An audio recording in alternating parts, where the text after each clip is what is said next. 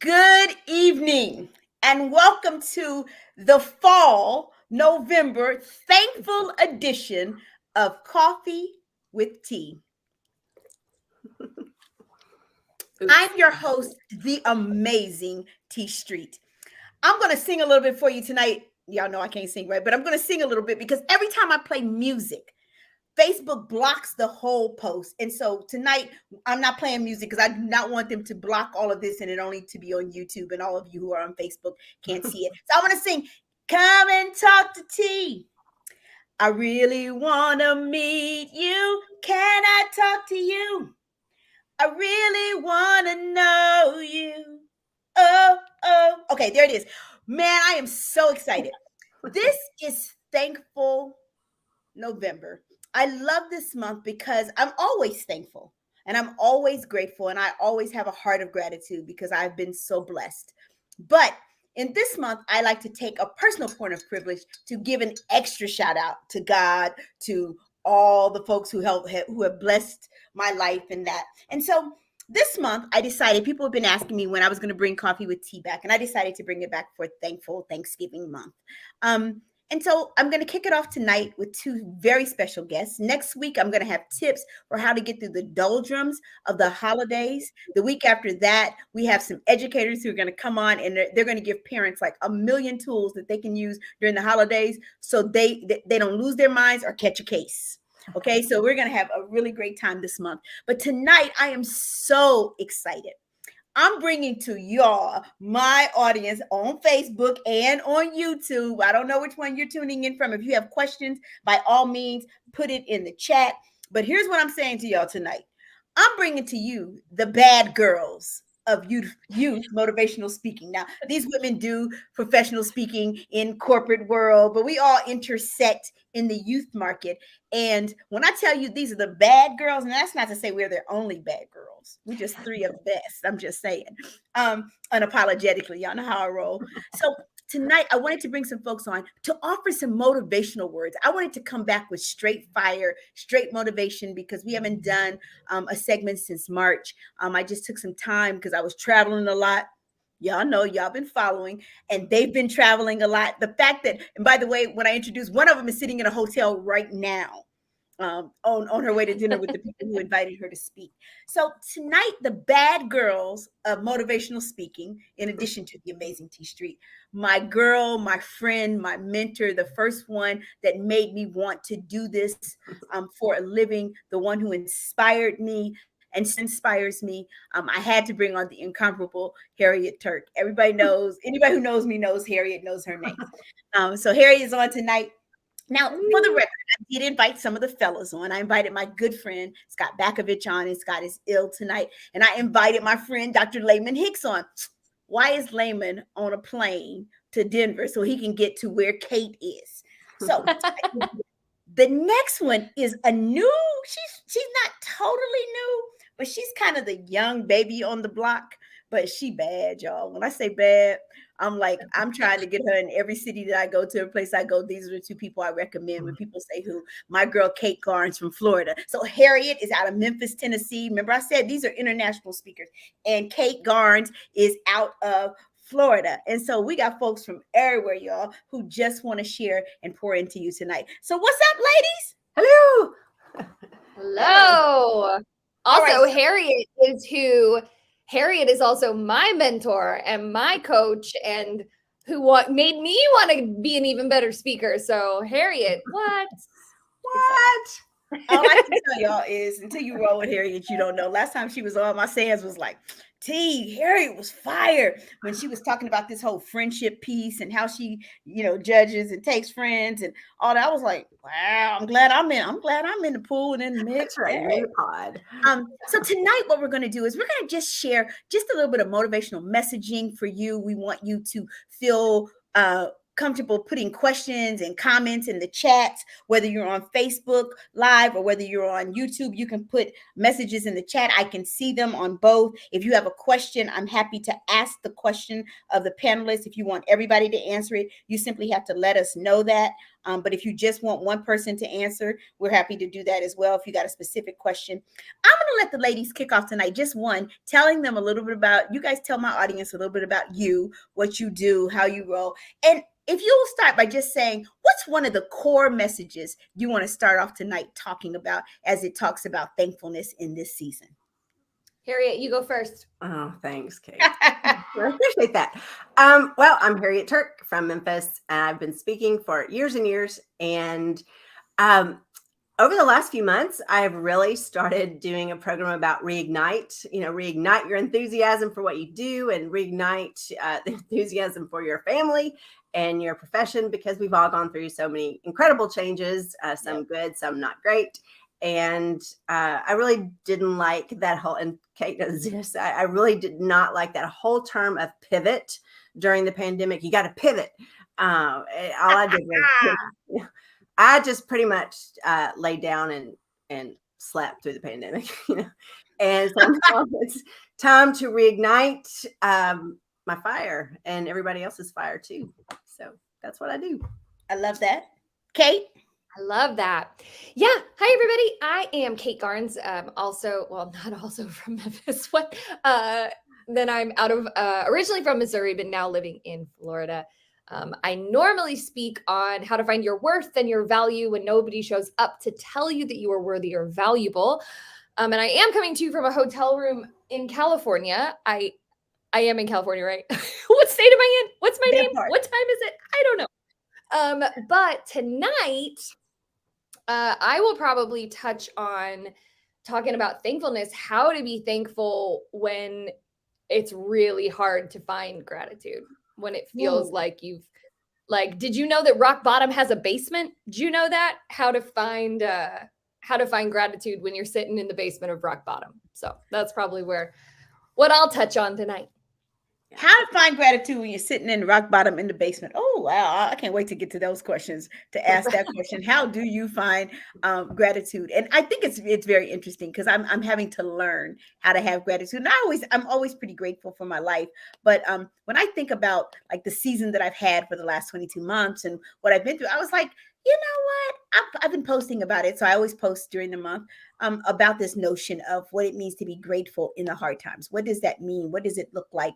How do we continue to practice joy and practice gratitude in a time when joy may not be as, close to the surface as we would think? As we enter the fall season, as I said, many people love the holidays and are looking forward to being with their family and friends and celebrating. But for some people, it's really hard.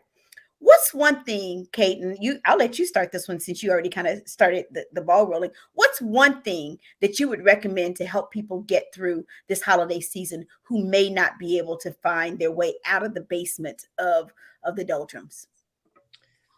Ooh, that's really good. I think probably one of my biggest things, and something that I had to learn a lot during the pandemic and during the big pandemonium, is that it's okay to set boundaries.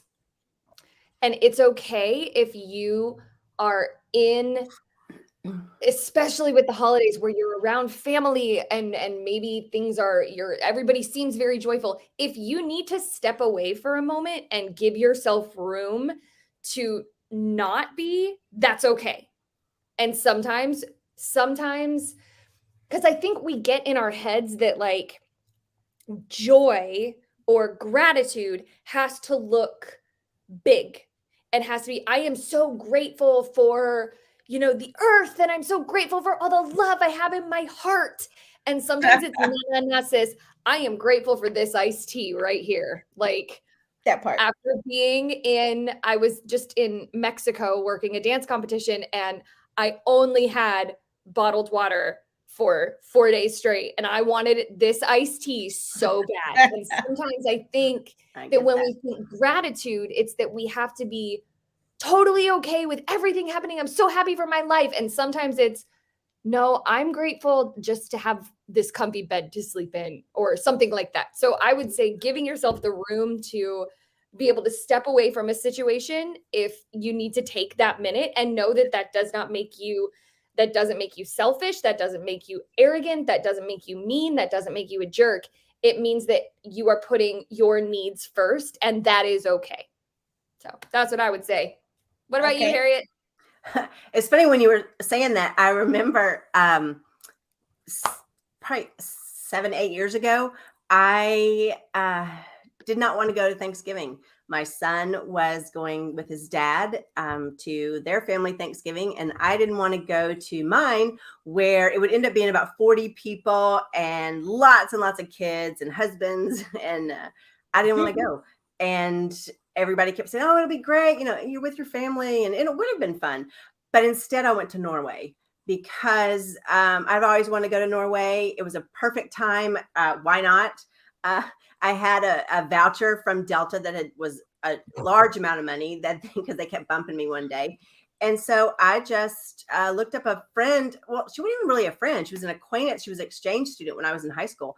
And I said, "Hey, I want to come to Norway." And she told me exactly what to do and where to go. And it was amazing. So I took care of myself rather than do the obligation of going to a big family celebration that I didn't want to go to.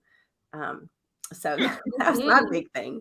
I keep laughing because the last year and a half, my theme song in my head, I just don't say it out loud. My sister will tell you my theme song in my head is Bobby Brown's "It's My Prerogative." I can do what I want to do. It's my prerogative. I don't do anything I don't want to do anymore. I don't feel obligated to do anything anymore. The only person that I cared about pleasing was my mom, and she's no longer here. So it's my prerogative. I can do what I want to do. It's my prerogative. And so, like, she and I are debating, and it's so funny because I say this, but at the same token, I'm a sentimentalist. And so, like, we're debating, we're going to go away like the Saturday before Thanksgiving to the Wednesday late night to get back here like early morning of Thanksgiving. My sister's like, "Why are we coming back?" I'm like, "Because we owe it to our families to come back." She was like, "Why?" I'm like, "Because nobody will understand if we gone for Thanksgiving Day. The kids won't understand. Our daddy won't understand." But that whole notion of doing what I want to do, my mom's dad kind of told me that life is short. You better enjoy every single and eke out everything you can in between. So for me, one of the pieces of advice that I would give people is along the lines of what you said, Kate. It's okay to set healthy boundaries for yourself. I'm setting some boundaries this year. I'm like, people are like, "T, I didn't see you at this." Nope, and you won't. They're like, "Oh, were you sick?" Nope, I didn't want to go. Yeah. When I come home off the road and I was gone, I slept in my bed for 23 nights in 3 months. When I came home, all I want to do is take off my clothes, sit on my couch in my underwear. I did not want to go to no events. I'm just like, I don't want to. I just want to sit in my drawers and relax. So that's you know what, T? The beautiful thing is, no is a complete sentence. Yes. It has taken me so long, and Harriet has been a huge helper in me understanding this, that, "Oh, you're not, what do you mean you're not going?" But no, I have a wedding coming up that I was invited to, that there are going to be people at this wedding that I don't care to ever see again in my whole life. Ever. And as much as I would love to celebrate with the bride and groom who are friends of mine, it is not worth. I'll take them to, I will buy, you know what? Instead, let me take you to dinner. And just the three of us are with my fiance. Like, but I'm not going to go to this wedding because it's not going to be enjoyable for me just to be able to say, "Oh yeah, I'm here to support you." No is a complete sentence. So. Yeah, I learned that a long time ago. No, period. Because what I was always doing is no, but I would go, no, I will, and so many excuses came after that. No, period. Or "I'm so sorry, but no, no, I'm so sorry." No, I'm really not. It's crazy because, and then, but after you say the no, and mine always has an exclamation point behind it. And the exclamation point isn't really for the other person. It's to remind me. Yeah. It's to remind me because, I'm human and I'm a part of the human exchange that says, I don't want people mad. At the end of the day, though, I'm like, my note, my exclamation point. But the challenge is, not only should you use it as a complete sentence when you mean it, you should also then not feel guilty in the aftermath. Because people will be like, "I feel really guilty that I didn't go to such and such." I'm like, yeah, the moment I said no, the guilt left the room. You have to be comfortable with the fact that you're saying no. And then you have to remember, are those people really a part of my network, my life, my family, my connection? How important are they really to me? And usually I'm going out of guilt or manipulation rather than want to. Yes. Dr. Kiana Stevens is on YouTube, and she said, "OMG, no is a complete sentence." Love that. And she's got the clapping emojis behind it and the yes. Because what we all do is we all, especially during the holidays, we want people happy. And so to do that, we sacrifice us so that other people can feel good, be good. The other day I was at dinner and we were all talking about who's bringing what. And they asked me, "Are you going to bring that cranberry thing that you make?" And I said, "No." And they said, well, why not? And I said, because I don't feel like making it, because y'all not there when I got to use a food processor and cut up all those cranberries. I don't want to. Yeah. You know, they were like, "Oh, but it's so good." I'm like, "Look, I bought the ham and 2 cakes. I'm good." That's what I'm buying. That's what I'm bringing to Thanksgiving. I'm not doing anything else. And so just being comfortable, even with my family, and setting boundaries. I love my family like a fat kid loves cake, but I still want to set boundaries with them. Let me ask you this question. What are some of the traditions or some of the things associated both with Thanksgiving, Hanukkah, whatever you celebrate around the December holiday time? Because I know there's Hanukkah, there's Christmas, there's Kwanzaa for Black people. What are the things that you dread? What are the things you dread most about the holidays? Dread. Ooh. I'll tell you. I'm gonna come back to the other side of that. That's the next question, but I want to start off with dread, so we can go positive after that.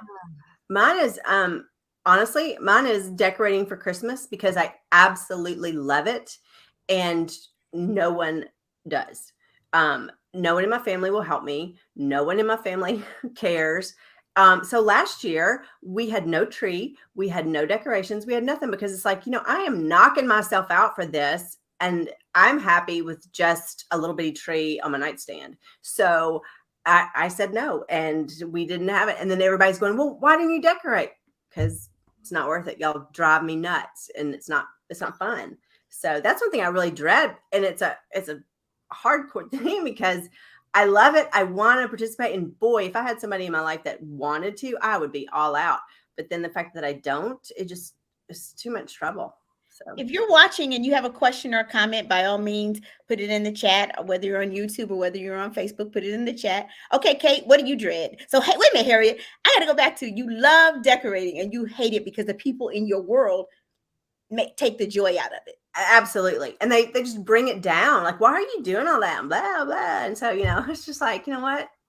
I'm not doing it. And it was actually more fun for me because I didn't have to lug everything out by myself or sit there and go, "Y'all help me. Y'all help me." Finally, it was so much less stress for me to try to than trying to entertain everybody when they didn't care anyway. So, okay. Kate, what you dread? Well, 2 things. First of all, Harriet, I completely understand where you are coming from, because one of my favorite things is decorating the Christmas tree. And like, I just want to hear the story behind every ornament, because my family's really big into having ornaments. Like, if I went for my senior piano recital in my senior year of college, my mom bought a little piano and wrote "senior recital" on it. Yeah, my mom. So it makes my heart sad because I want to be like, "Oh my God, Harriet, I will fly to Memphis and help you decorate." Because I get that. I know the last couple of years, people have been busy and no one really wanted to help. And so I had to put up the tree by myself. And it makes me so sad that I want to just like sit and tell everybody the stories behind each ornament. But the other thing that I dread is having it be over. And what I mean by that is having to take down the Christmas tree and take down, because one of my favorite places to sit is in front of a tree. Yeah. Just the dim lighting and the cozy, even though it doesn't get cozy in Florida because it's always hot. And I dread having to take it down because then it's still cold, but there's no sparkle light, there's no twinkle lights, and there's no little flickery fireplace with holly around it. And then it's just cold and nobody likes that. So I dread the holidays being over. I also tend to get hit with like the holiday blues after in like January, February, where it's like I don't want to use the term seasonal depression, but I just get I get sad. Seasonal affectation disorders. Yeah. And so I dread that because I know that is coming. So I would say my biggest dread is taking everything down. That would So be my good. So I love putting up the Christmas tree, and like you all, I end up doing it by myself because y'all know there's only two of us. So I end up putting it up by myself. Last year I knew I wasn't going to be here on Christmas Day, and I still put up the Christmas tree. We went out of town for Christmas. We went to North Carolina for Christmas. My family did, but I still put up the Christmas tree because, like you, Kate, it's my favorite thing to sit around it and with the lights off and watch everything sparkle at me and all that stuff. And yeah. I really miss that. Growing up, Christmas was a big deal in my family. But I'll tell you, Thanksgiving is one of my favorite holidays. Until last year. It's always been, even more so than Christmas, it's always been one of my favorite holidays because my family, I'm a traditionalist. And people always find that surprising because I'm kind of radical on some, politics and stuff like that. But I'm a strong traditionalist. I believe in tradition. I believe in, I want to do things that families have that they pass on. I'm into that stuff. So my family, we always gathered at my parents' house. My mom, Thanksgiving wasn't about feast for us because we eat like that every Sunday. Okay. We have two meats and and every kind of side you can name because my mom and my aunt are amazing cooks.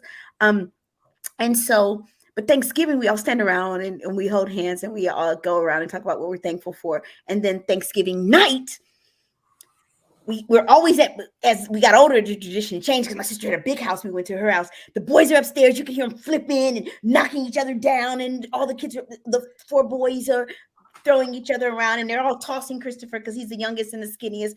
And he would hit the floor, boom, and they would scream. He would scream, "I'm okay." And then my sister and I pull out the Black Friday papers. My sister and I are Black Friday shoppers. And so we ask the kids what they want. They never know. We go through and decide what we're going to get them anyway. And we go to the stores at like 3 a.m. And my sister and I have a tradition of watching. We love to go to Walmart because there's always a fight. Yeah, yeah. And we love to go in and watch the fights. And one year I almost ended up in one of the fights because this woman thought she was going to get my 40-inch TV. At that time, 40 was big. Now it's small to me. She thought she was going to get my 40-inch TV that was in my basket that I was paying $129 for. The devil is a liar. I was like, oh, no, boo. Devil is a liar. Oh, no. That You is got me funny. twisted. And so she got up in my face and she started speaking to me in Somali. And I was like, oh, I can wrap a hijab. Now, don't get it twisted. We can go there. I don't want to fight you, but I will. So that's the funniest part for me. And then we, run around until like 10 o'clock and then we have breakfast and then we come home and go sleep and the kids are doing whatever they're going to do. And now my mom's gone, all the traditions are changed. Like last year, we catered Thanksgiving dinner. Wow. And my sister wasn't even here. She left. I was like, really? That's what we're doing? That's what we're doing. So, and then Christmas, we went out of town because we just decided we couldn't do the holidays the way we've always done them because it was just too sad. And so, we've got to create new traditions. So what I dread now, I used to love the holidays. I dread the holidays. I dread Christmas and I dread Thanksgiving. And even though I, fake it till I make it, that fake smile, like, oh, I'm so excited. I dread the holidays. I'm so not looking forward to either. Emotionally, I'm not looking forward to either one. So what used to be my favorite time of year is now one of my least favorite times of year. Real talk. And don't put in the chat that I gotta trust God and I already know all that. Don't do that to me. Thank you. Okay. So I will say, T, I will say that so Christmas, it's always just been my mom and I, my whole life. It's just my mom and I. And so Christmas, it's always just been her and I, and we don't get out of our jammies. Well, I got engaged earlier this year, and I know that is probably going to change at some point where I won't go home to Missouri for Christmas, and it won't just be my mom and I. And I'm dreading that because Christmas has always been sacred to me because that was my mom and I's day, especially working in the theme parks. I lost a lot of holidays because you have to work most holidays in the theme parks. But and ever since I decided I'm not working Christmas anymore, I go back to Missouri with my mom. So I'm actually a tiny bit dreading Christmas because I'm scared for realistic sake that this could be my last Christmas, just my mom and I. And so I am a little bit, even though I love it, I am a little bit dreading it because Sorry. Yeah, no, you're good because this could be the last of my favorite day of the year. Folks who are watching, what do you guys dread? What do you dread about the holidays? Put it in the chat. Tell me what you dread about the holidays. I'll read it out for folks who are on here. And you may not dread anything, because the next question coming up is, what are your favorite holiday? I'm going to wait till Harriet comes back, of course. I'm But here. what are everyone's favorite holiday traditions? What do you absolutely love about the holidays? Both Thanksgiving, Christmas, Kwanzaa, Hanukkah, whatever you celebrate. What do you love? What is your favorite part of this part of the year for holidays? Ooh, okay. Favorite part of the year. When I lived in the Midwest, I always loved driving around looking at Christmas lights in the cold and getting hot chocolate. Now, so my family, we have a weird tradition. We have a tradition in my family that started before I was born. It started in 1978. So it was when my cousin was born. And my mom and her two sisters, money was really tight. And so they said, you know what, let's just make each other a gift. It can only be very, very cheap, but let's just make each other something. And it's called a doodad. Like, just make a little doodad for each other. Well, then that started in 1978. I was born in 88. And every year, I know, and every year, one of the other women in the family was like, well, can I, like my aunt, who's my uncle's wife, was like, well, can I join into doodads? And so now there are 13 of us that do doodads. And it changed a little bit this year because there's so many of us that we ended up drawing names for it. But normally everybody makes something and you send it to everybody, makes one for everybody else. And so then on Christmas morning, you have these 12 gifts that everybody has made. Yeah. And so like I give doodad tours in my house, because there's just things that are doodads in my house. Like this year, I actually made, my doodad is, I hope my mom's not listening, but I made beer koozies that say Pastorino Family Doodads, established 1978. And so, yeah, so it's little things. And if it's a really good, we call it a doodaddy. And if it's really, really bad, we call it a doodud. So that's one tradition that we've done in my family, is called doodads. So also now, I love hearing other people's traditions. Harriet, what's yours? You know, I've been sitting here thinking, and I don't think we have like these major traditions that we do beyond the fact that my mom makes these Hello Dollies, and the only time she makes them is Christmas. And then she makes this dip at Thanksgiving. I mean, that's, you know, it's so weird that that's what I can think of, but we always pretty much do the same thing. Go to my mom's, everybody goes, but my mom and dad's, I shouldn't just say my mom, but we all say our moms. Yeah, I know. But this year it's going to be very, very different because my parents have moved into a retirement community and they live in an apartment. And so I'm the one that lives in Memphis, where my sisters live in Nashville. So everybody's supposed to come here, but all the kids are in college and beyond, and it's not going to happen that way this year. So, you know, it's just very different. I don't know. We don't really have a lot of tradition, but we make things to be special. You know, I mean, it's always a special time. It's just now the past few years has been different. So it's weird when your kids grow up. Oh, so yeah. We had all these traditions as the boys were growing up that centered around them. So we would get up at like 5 o'clock. My dad and I are the folks who put toys together. Okay. Yeah. So nobody else in the family puts toys together but my dad and myself. And so we'd be up till like 4 o'clock. This was even before Christopher. We were up till 4 o'clock in the morning putting the boys' toys together. I know how to put together a bike. I know how to put all the decals on Hot Wheels. I know how to do it all. And so we would be putting these things together, barely have time to go home, take an hour nap, and then be back on my sister's at like 6 o'clock because the boys wake up at the crack of dawn, and we wanted to be there to see them come down to see Christmas. And so my parents would come over, my aunt, my mom's sister, everybody comes over to my sister's house and watch the boys. And then we kind of grafted Christopher into that. He started wanting to spend the night there so he could wake up with his cousins. And so we would do that. And then we would have big brunch at my sister's, and then go home, take a nap, and then come back. And we always have prime rib on Christmas for Christmas dinner. And so that's our Christmas tradition. But I don't know, it must have been 2016. My sister and I were having a pout moment. And we decided that we weren't going to be here for Christmas. We were going to take the boys to Vegas. and it was all Ooh. we had a ball. We took the boys to Vegas. My sister's two sons and Christopher. We all went to Vegas, and this new tradition in our family started, which we now have expanded to the rest of our family.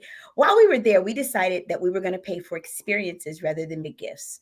Yes, We usually spend thousands of dollars on gifts, and I'm like, I'm not doing that. What we decided is we were going to pay. The boys wanted to see the Michael Jackson experience, and they wanted to see all these things. So we took them to all these shows, and they got to do that. So we decided that we would just go to Walgreens. And the fun of this was all of us being in a Walgreens at the same time, trying to shop for gifts. Your limit was $5. Oh, how funny. And so we exchanged the name. And so there's like, what is it? 5 of us in a Walgreens trying to sneak around and hide from each other in a Walgreens and buying gifts that for the person that you got for $5. And then my sister put up this little teeny tree on the table. It was about this big. And then we kind of just put some little things we found as decorations on it. And it was the best ever. And so the boys loved it so much that that's the new tradition in our family. Is that we all go and go to the same store. Last year we went out of town. We went to Oak Island in North Carolina, and we had this big house that we went there, but we still did the same tradition of running to the store, and everybody's got now the limit is $10. We ball it out of control now, so now it's $10. And so that has become a fun tradition in our family, so that we're not spending so much time focused on standing in line trying to buy $1,000 Xboxes and just all this stuff that it just doesn't matter. And so that has become part of our new tradition, and we're loving it. Dr. Stevens said she dreads the hustle and bustle of the holiday season.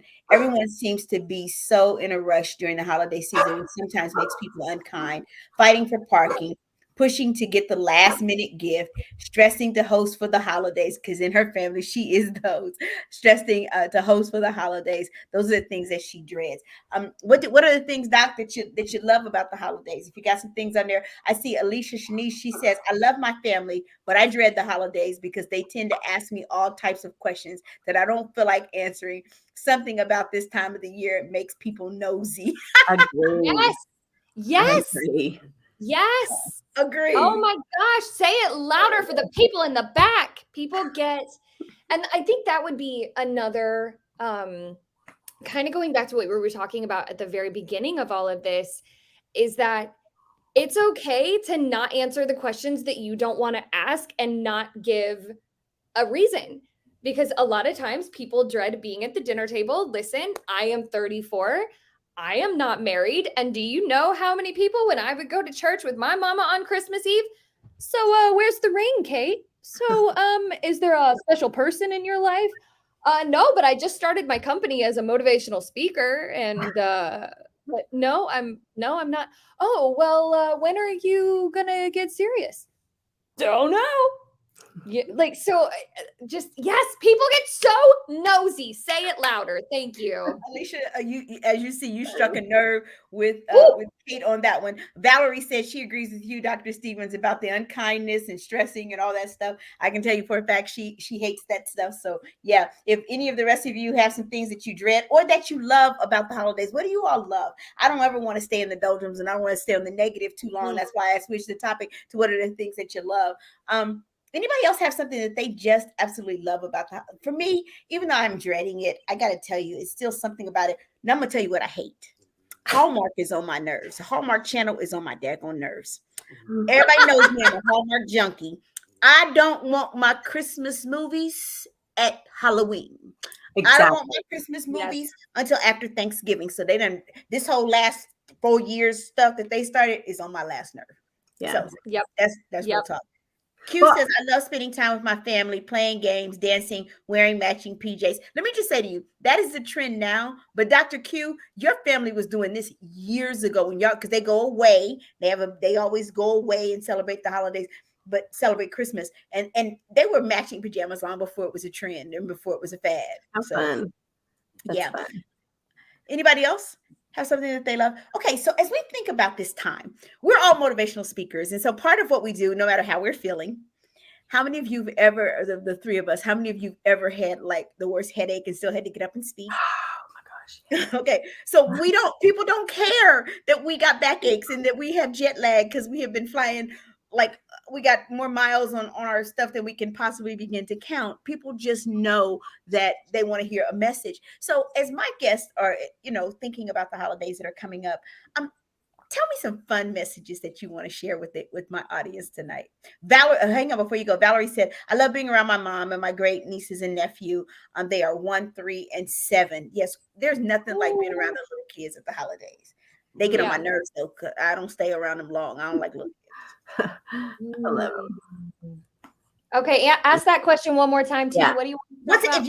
If you were doing a motivational speech for the holidays, hit me with your best 2-minute motivational speech, Kate, Harriet, for the holidays.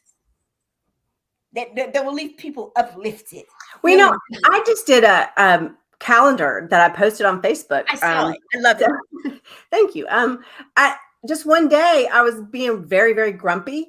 And so, you hear these things, gratitude and, what are you grateful for? And I was just like, I'm so sick of people talking about that because right now I'm not in a good mood and had not been in a while and super stressed. And then all of a sudden, I thought, you know what, I'm just going to have reminders. And so I started making that little calendar with every single day, just something fun to do. Mm-hmm. And it really made me think about other things. So I think if you just start with one step, one fun thing, one thing that you're grateful for, or one thing that you want to do that, like Kate said, it doesn't have to be big. It's just something small. Then it can lead into more steps and more steps and more steps. And so that's what I'm trying to do this season, is really do the little steps that can end up having big impact on me and other people. So. Oh, that was really good, Harriet. That was really good. That was really good. So I have a game that I like to play sometimes called the Red Light Challenge. And I actually do it mostly when I'm really grumpy because it's like I notice red lights more when I'm grumpy. Like I notice that I hit every single red light when I'm grumpy. And so I started doing a thing called the Red Light Challenge where when I get to a red light and I'm sitting, I try to name things that I'm grateful for. Even if it's literally just like, I am grateful that I am able to sit in a car at this red light. like even if it's that. So if I wanted to kind of shift that for holidays, you could do like the Christmas tree challenge, where every time you see a Christmas tree anywhere, you say one thing that you're grateful for. And you don't have to say it out loud. It doesn't have to be to someone else, just as a reminder to yourself.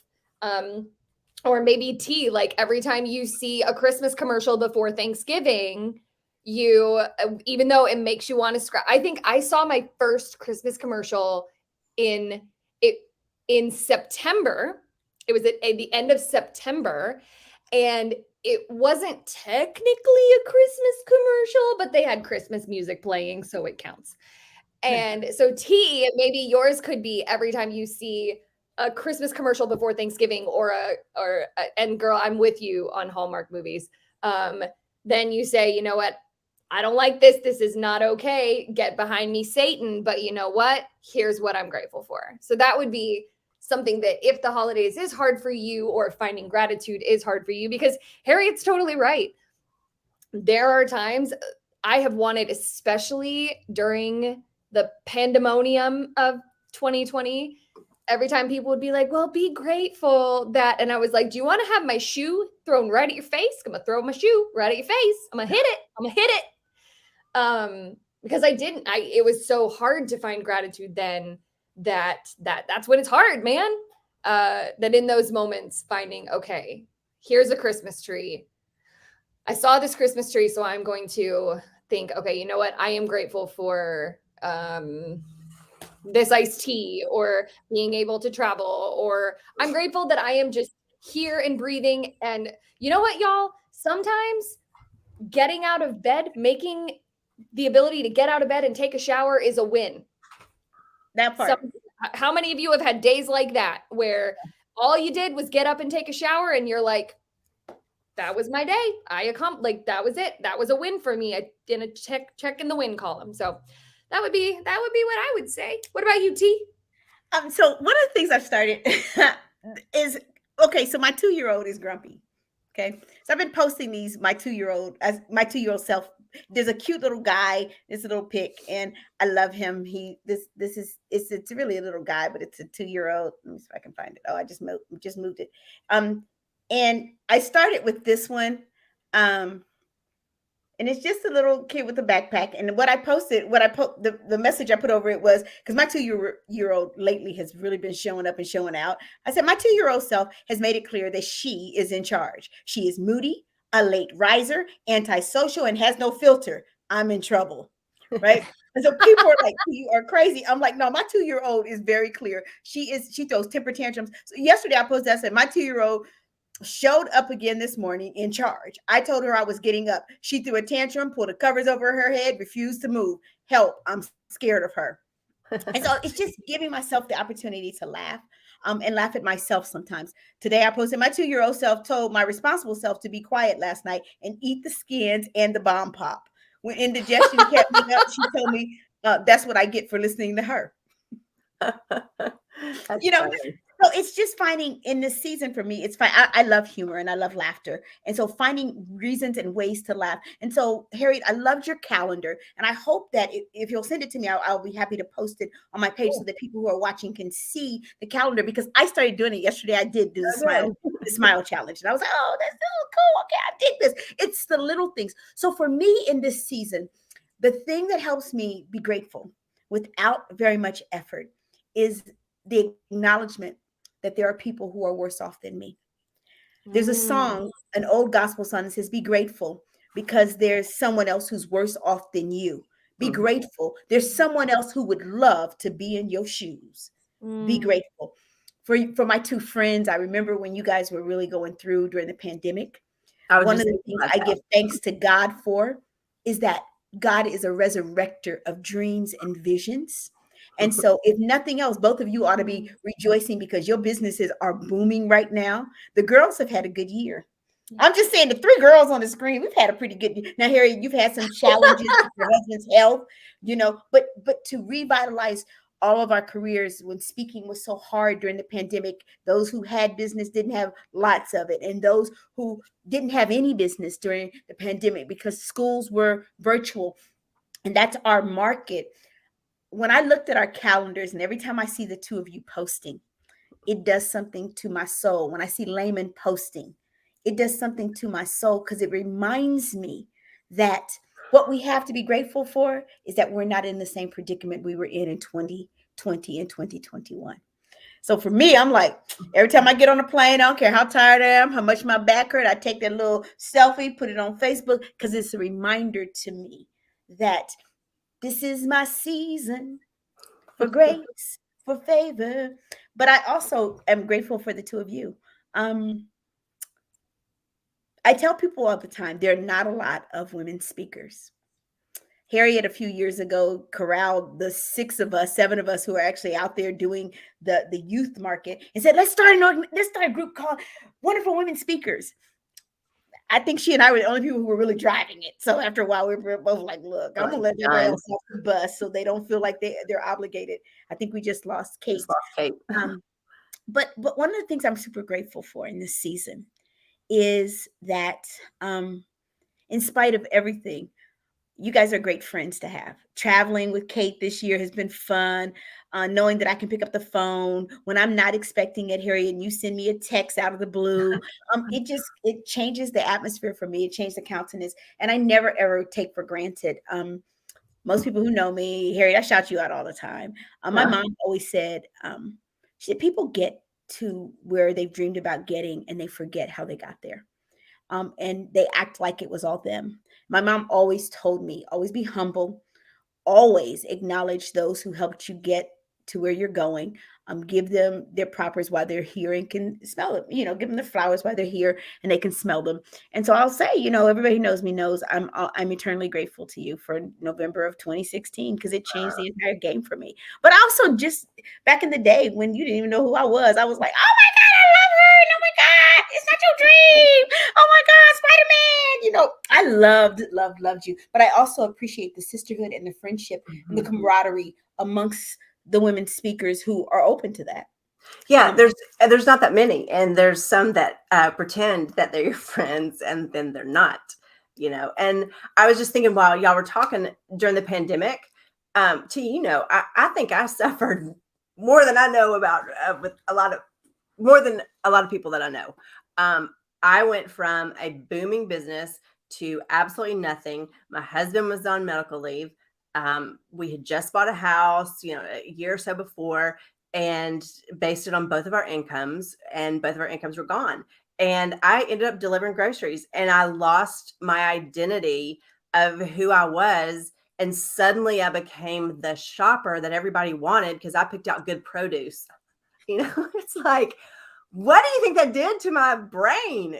After a while, it's like, I am never going to be a speaker again. I can't feel it. I have become a grocery shopper and delivery for other people, which is a fabulous gig if you do it well. I did really well, but going from the job that I have to getting accolades for delivering groceries on time or picking out good produce, it really does a number on your self-esteem. And I loved it when we roomed together, T and Reno, because you were just pretty much like, get out of your own way. Because it comes to a point that you absolutely can't find your way anymore, and you just exist.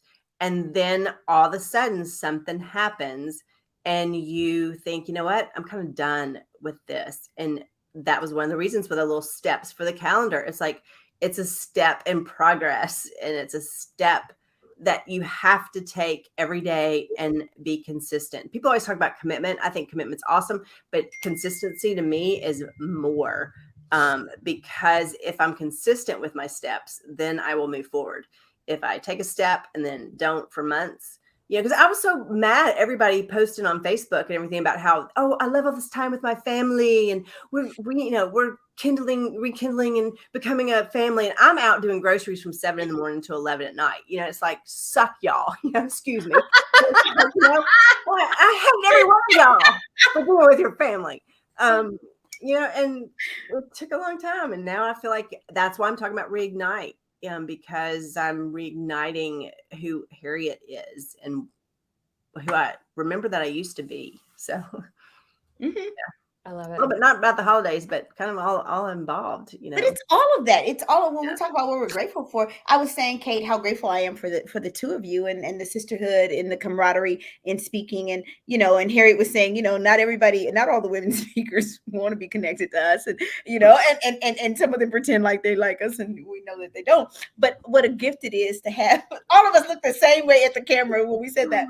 But what a gift it is to just share this journey with the two of you. Like, Kate, when I ran into you in Salt Lake City after we had spoken to Wallamy, and then we ended up in Salt Lake City at the airport together and went up to Yep. Oh my God. But when I say to you, just walking the journey and knowing that when I'm having one of those days, I can call another speaker and be like, okay, y'all, I'm really tired. And I don't want to go, and I don't have one more. Like I told people in New Mexico, you talk about the best ever. New Mexico, they're the most generous people, but they overfed me. They overfed me every day. I got done. I did the 2 engagements, and then we got on the road to go. But before we would get on the road, we would eat. I'm like, if y'all don't stop feeding me, I'm not going to be able to fit in the seat to get back to Ohio. When I tell you, and I don't eat 3 meals a day. I eat 1 meal a day, period. I have coffee in the morning, I eat 1 meal a day, period. Oh my God, I was so stuffed. And we would get to dinner 4 hours later after lunch. I'm like, I can't eat this soon, but that's when everybody else eats. So I would go and I'm like, look, I don't want to waste your money, but I'm not going to eat all this. Yeah. I would order like the kids portion and still not finish it. They fed me to death. But when I tell you, just being in a place where people were warm and kind and treated me well, and there's nothing like hearing kids. I don't care what you all say. Everybody act like they don't care about the screams. When kids scream and want to take 100 million selfies, I'll stay for 4 hours and take selfies with kids, okay? Because it's something about that I had missed during the pandemic. Doing it online wasn't the same thing. The same. Seeing snaps in the chat wasn't the same thing as hearing kids go, oh my God, I love you. You're like, yeah. No, I got a compliment last weekend that I've never heard before, ever. And it cracked me up. I was standing in the back of the auditorium. I'd finished. The conference was over. And a whole group came running over to me and went, man, you ate that all up tonight. And I was like, okay. And they're like, you ate it up. And I was like, thank you. And then this man right in front of me turned around and said, that's Spanglish.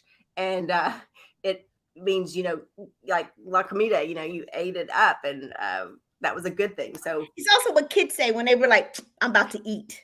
yeah. And then when they score a touchdown, they're like, Yeah. yeah. So it was funny. Everybody needs a little bit of those accolades. And so that's one of the reasons why I did that calendar as well, is just to us do things for other people so that we hear the messages that we like to receive too. I mean, we give the messages that we like to receive too. And so that's the message. You asked me what's mine.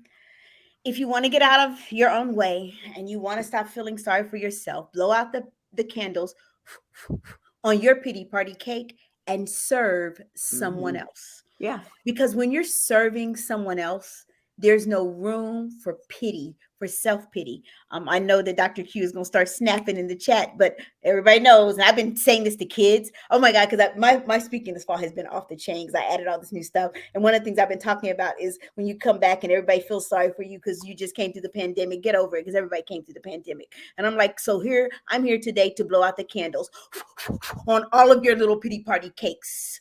Yeah. And tell you to get back to life, back to reality. And I say to them, because D.H. Lawrence said, and I concur, I never saw a wild thing sorry for itself. A small bird will drop frozen dead from a bough without ever having felt sorry for itself. And so kids are like, oh, and so kids have been coming in my inbox like, and I think that's just the funniest thing. But I want to say to people out there, this is a season.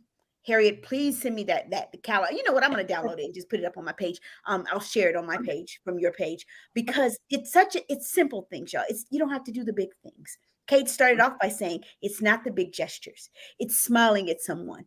It's starting a conversation. If you got to stand in a honey baked ham line, talk to the people in front of you and behind you. Make a connection. Make a human connection. If I were to give a holiday speech, it would be, you don't know who needs your human connection. You don't know who needs your kindness. You don't know who needs your smile. You don't know who just needs your human connection. Yeah. You know what I've started doing? So I have had a lot of travel stuff. Clearly, all of us know. And so I've been on a lot of like chats with different support things to help me. And I have made it my mission because I know, because people go to these support chats for like flights or whatever, electronics, Apple, whatever. I have made it my mission to, anytime that I'm in a chat with getting help for my issue, lately it has been with Delta trying to figure out flights and stuff. I always say, hey, I know that people probably are not always nice to you because what you do is really hard. And I hope that you know, just like, you are so appreciated. And even if this issue that you're helping me with doesn't work out, please know that I'm so grateful that you are doing what you do, because there is not enough wine in this earth to help me do what you do. So that is like something that I have started adopting, is anytime that I'm having to work with anyone in customer service, because especially like the people, the gate agents at airports, because you can just sit and watch them just get berated for something that isn't their fault. So I have made it my mission to, like, anytime I'm in a chat like that or something, to always be like, hey, you matter, right? Like, that like not everybody could do what you do, because what you do is real hard. So that made me think. And it's important. And what I keep saying to them is, thank you for coming to work, but because you come to work, I get to go do my job. Because when folks weren't showing up at the airlines, we couldn't work because they were canceling flights left and right. Thank you so much for coming and showing up for your job, because it allows me to show up for mine. I appreciate that. You know what? I'll tell you this little story that happened to me in the Phoenix airport. It was a late night, and it was one of those where, everybody was having issues, and there was a mom and a little toddler boy, and the toddler boy had just gotten his drink and he dropped it, and the mom lost her mind. And I've been there. I understood the mom. The little boy started crying. And all of a sudden, this maintenance worker, she came over and she knelt down in front of that little boy. And she said, thank you so much for spilling that. And everybody's, kind of going, what? She goes, you gave me something to do. It's like, if people don't spill their drinks, I don't get to work. She's like, thank you so much. And I'm going to tell your mom to be okay with it, because we will get you another one. But thank you for letting me work. And I thought, oh my goodness. Perspective. Wow. She absolutely understood her purpose, and that she was not just a maintenance worker. She was somebody who could absolutely transform a mom and little boy who were going to have a bad night. So, oh, I love that so much. I'm not crying, you're crying. I know. So as my guests can see, as my audience can see, okay, my speaker friends are all super emotional, especially Kate. For the record, y'all, Kate is the super emotional one out of me and Harriet and Kate. Absolutely. Harriet and I've been around a little too long to be that emotional. Yeah. Kate is the emotional one. I only get emotional with kids. Okay. So last engagement, Southwest District, New Mexico. I got up to speak. When I tell you, it was the last one of the whole tour, and I was exhausted, but I had such a great time. They gave me cowboy hats. They gave me so many gifts that I had to ship them. Well, Mary Hahn had to ship them home to me. Yes. What was amazing, though, was this boy walked up to me, and he said, I just want to hug you, because today is the first day that I smiled since my grandmother died. And he hugged me. And that was before I went on to speak. When I got done speaking, because I was over there dancing and doing my amazing Tei Street stuff before I went on, and he came over and he talked to me, and I was telling jokes before I got up to speak. Well, what was interesting was when I got done, I stopped to say thank you. And the kids were bringing me like all kinds of stuff. I mean, like boas. I got everything you can name is in this box. I got everything you can name. Kids were giving me boas and money, and I'm like, keep the money, just give me the boa. And I got ready to speak, and I was so full. I was so full that I lost it. I mean, like way lost it. Wow. And it was so emotional because those kids were all in. They never left me. Not 1 second of my entire hour did they leave me. And I said, I just don't even know how to say thank you in a way that you will truly understand how this day has truly blessed my entire soul. And as I started to talk, when I tell you the tears, there are photos on social media that I took with these kids because they wanted to do selfies, and I still got tears dripping. And so I'm looking at some of the pictures and they're tears dripping. And the kids came to my Instagram like immediate, like, thank you for being emotional. Thank you for not being fake. Thank you for having genuine emotion and not just like coming and doing a speech and leaving us. I was like, whoa. So yeah, so I feel you, Kate, on the emotionality. Kate and I had opportunity, Harriet, to be together in Tuolumne. Nice. When I tell you, watching that girl work, watching her, I was the proud auntie because you're the proud like speaking mom for her, so I'm the proud auntie.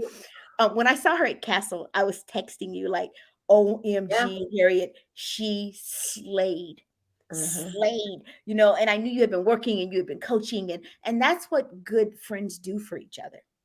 They shine each other's crowns. They straighten them out. They throw them all the stars back into the sky so that they can shine just a little bit brighter. And I don't know. That's what my girls do for me. And you have to have people like that you can call. You have to have people like that you can be a hag with and you can be wonderful with. You know. So. Dr. Kiana is mine. I call her every morning. We talk in the morning. We pray in the morning. This morning I called her, and I was having a doldrums moment. And basically, she wouldn't let me stay there. She's like, oh, no, that's the devil. Saying, I'm going to let you have that moment for just 1 second because at the end of the day, I'm going to do this. I'm like, really? I couldn't even get that off 15 minutes. No, ma'am. So, I mean, you have to have people like that. But I just wanted to bring some motivation tonight. Y'all have made me laugh. I love some of the things that you all talked about as your traditions. Doodads, doodaddies, and doodads. Doodads, doodaddies, doodads. There's been everything from like wall decorations to a little apron that you put on your like hand soap. Like you name it, it's probably been made. But I wanted to say to anybody who's watching this, these women are the reason that I get to do what I do. It is on their shoulders that I get to stand, because coming into this market, it does tend to be male driven. And it sucks to have to say that, but it does tend to be male driven, and it can be being a speaker even though people think we live the glamorous life, it can be very lonely, very, very lonely. Right. And I'm so, so grateful to God that I was introduced to Harriet, who I hired immediately as my coach. By the way, if you're looking for a speaker coach, go hire Harriet Turk. She is quite honestly the very best. And then getting to meet and given the chance to just spend a couple hours in the airport with T, and not to mention like Kara and just all of these women who rally around each other that I can text and say, I can still do this, right? Even though I know the answer, I know that this is why God put me on this earth. I know that. But sometimes you just need to audibly hear it. Absolutely. And I'm just, if you who are watching this are want to go into whatever it is you want to go into, find yourself someone like these two women right here.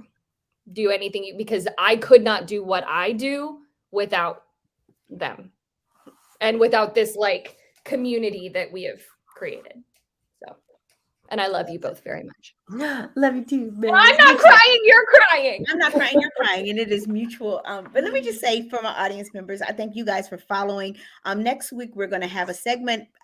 Someone is going to come in and talk about some of the mental health tricks that you can do. No, not tricks, but some of the tips that you can do to really get yourself through the hard times of the season. They're going to have some practical things that you can do. We're going to share some resources with you. And then the week after that, as we get ready to go into Thanksgiving, I want to make sure that parents have some tools and some games and some things. We have all these folks who do this work in the education space who are going to share parenting techniques, things that people can do, activities that teach, and those things people can do over the holidays so that your kids don't make you crazy and you don't catch case.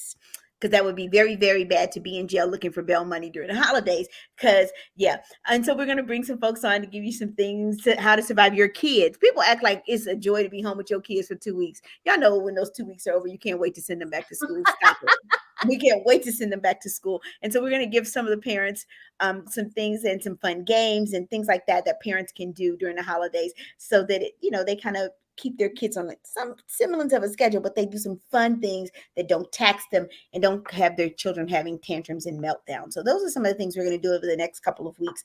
I only agreed to bring this back for the month of November because, my schedule's pretty busy. I'm home for a little bit in November and December because I don't travel in December. That's my family month.